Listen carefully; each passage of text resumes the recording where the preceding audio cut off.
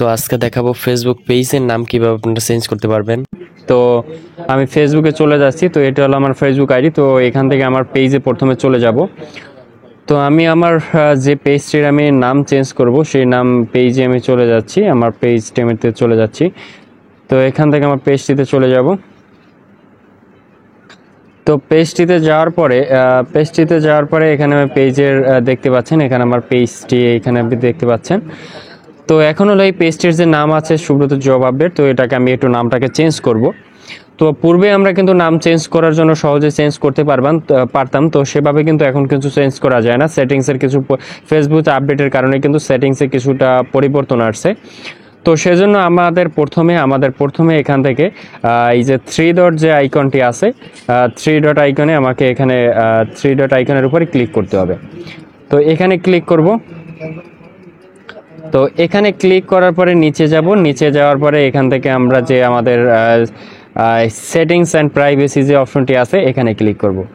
তো এখান থেকে আমরা যে সেটিংস যে অপশনটি আছে এখানে ক্লিক করব। তো সেটিংসে ক্লিক করার পরে এরপরে আমরা নিচে স্ক্রল করার পরে এখানে আপনারা একটি অপশন দেখতে পাবেন।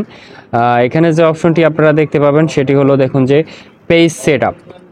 তো এই পেজ সেটআপ যে অপশনটি আছে এটার উপরে আমাদের ক্লিক করতে হবে। তো এখানে আমি ক্লিক করে দিচ্ছি।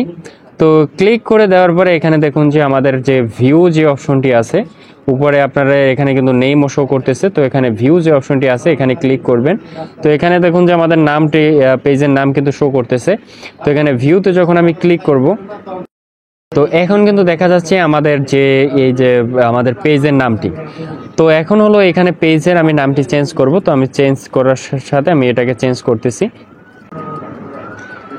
তো চেঞ্জ করে আমি এখানে সুব্রত জব সলিউশন বিডি লিখে দিচ্ছি।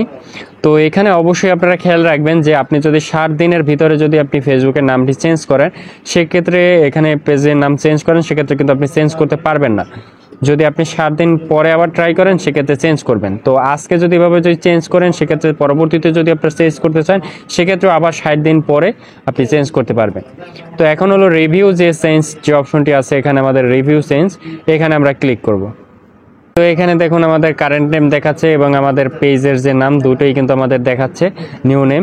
তো এখন আমাদের যেটি করতে হবে, এখানে আমাদের পাসওয়ার্ড দিতে হবে। আমাদের ফেসবুক আইডির যে পাসওয়ার্ডটি সেটি আমাদের দিতে হবে। তো আমি এখানে ফেসবুক আইডির পাসওয়ার্ডটি দিয়ে দিচ্ছি।